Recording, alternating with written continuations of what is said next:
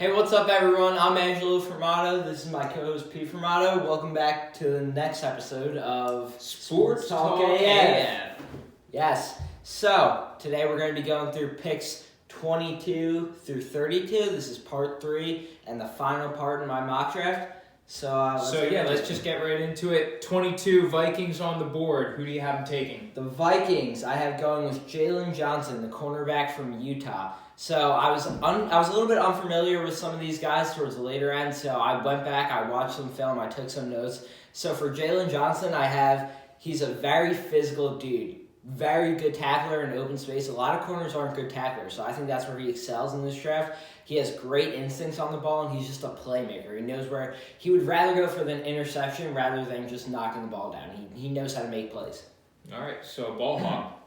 Yes. 23, Patriots. Now, we know the Patriots, this must sting. We just got the news yesterday that Brady blew the conch, called the Gronk, and he came running. So Gronk is now with the Bucs, so that probably stings a little bit. So yes. Patriots, I'm sure, want to make a little bit of a splash and have their fans something to look forward to this year. Who do you have them going with here? So with the Patriots, a lot of people are going to be unfamiliar with this player, but as I was going through the film, he really popped out to me, and that's Julian Okwara from Notre Dame. He's an edge rusher, and I think he has great instincts off the ball. He's a freak athlete, and I have that he has heart in him. He doesn't give up on a play.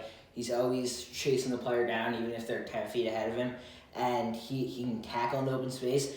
And I actually found an interesting stat that in 21 starts at Notre Dame, he had 86 pressures on the quarterback, and that's in fact more than Chase Young. So you could say he was more efficient than Chase Young in college. But the reason why he's sliding and the reason why you're not seeing him on a lot of boards is injury concerns. He broke his elbow in 2017, out like a lot of the year, I think maybe even the whole year, and then torn ACL, I believe, Those are two big ones. Yeah. ACL definitely a scary one for major health concerns. 24 Saints. Who do you got him going with? With the Saints, I have going with Kenneth Murray, the linebacker from Oklahoma. Now, he's a very he plays inside. He's a box player. Okay. And he's not really an edge, but he's a good solid middle linebacker. Now the concern with him is he's not that great on pass coverage. There's a lot of guys better on pass coverage, and he's probably not going to be playing every play in every game because you more of a package guy. Yeah, sure. But he does have good pass rushing moves. He has good blitz, and I think he's just a solid middle linebacker in this class. Let's go 25 Vikings then. Here's an interesting one that I actually like this pick of yours. Yes, so for the Vikings, I have Jalen Reagor out of TCU. Now, I was watching the film on him, and he's just an absolute burner. Kind of reminds me of Henry Ruggs. He's got the same size as Henry Ruggs. He ran a 4.28 at the combine, which is, I think, exactly what Henry Ruggs ran. a hundredth of a second less. Yeah. Ruggs ran 4.27, I believe. He gets great separation off the ball, too. But the reason why I think he's going to slide this far is because he's kind of a one-dimensional guy, and he runs deep routes, and that's kind of his thing. Robbie Anderson type. Yeah, and he doesn't always make the easy catch. And the reason why Ruggs is ahead of him, because they're pretty much the same on dominant speed level and explosiveness. But Ruggs can do, he has a big route tree. Yeah. He doesn't only run deep routes, I think Ruggs will really bloom in the NFL. Yeah. I really do. But all right, let's move on to the Dolphins. Dolphins with another first-round pick here. We know they gave up a lot to get these picks. They basically traded their whole team. This is their third first-round pick. Third first-round pick. Who do you have them going with at 26? So, they took Herbert at 5. They took, K'Lavon Chaisson at 17 or... 18, I'm sorry. So, I think they're going to want some protection for Herbert. You just selected your franchise quarterback, got to give him the protection. That's been a theme throughout this mock draft, is give the franchise quarterback protection, protect their blind side.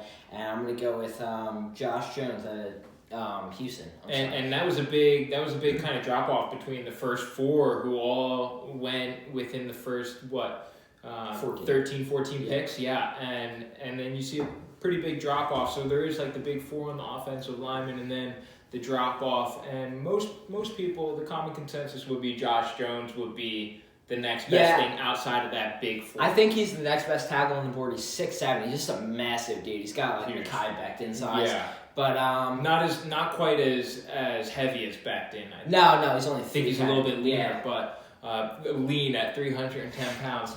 But I would be thrilled if the Jets got someone like that, because I think that could be he has a tremendous upside. Yeah, he does. It's just definitely not as high as the top 4. Yeah, of course. I think I could see him sliding maybe into the second round. Yeah, that's just me. Yeah. But he is kind of like the 5 or 6 guy in terms of tackles on most guys' boards.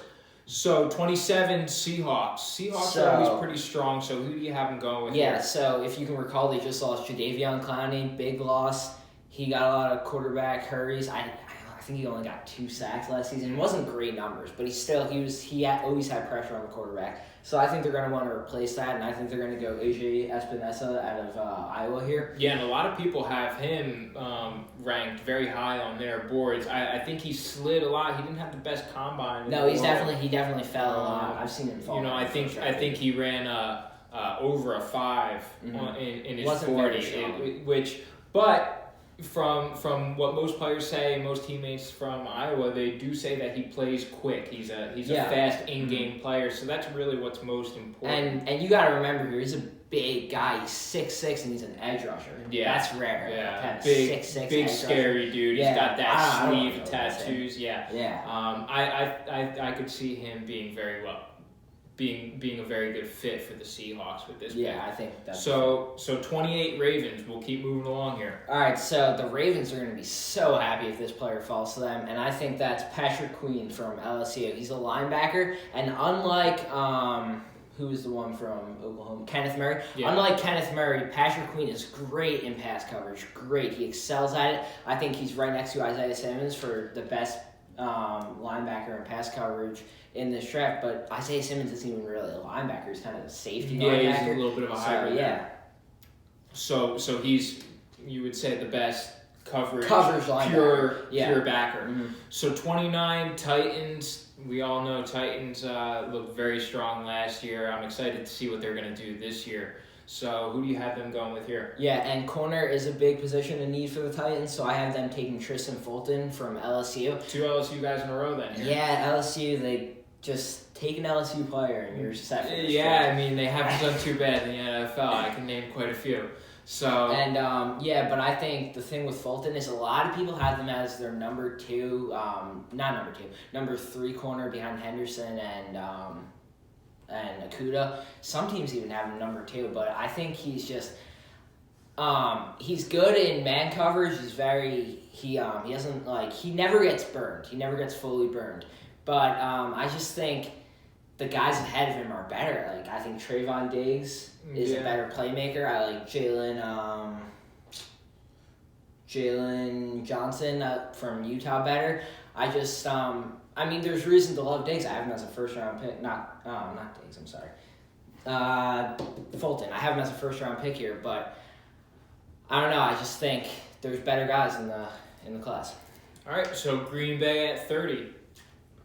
All right. So for Green Bay, I think they take the most physical receiver in this class, and I think he could really go a lot higher. But it's only the injuries that are weighing him down.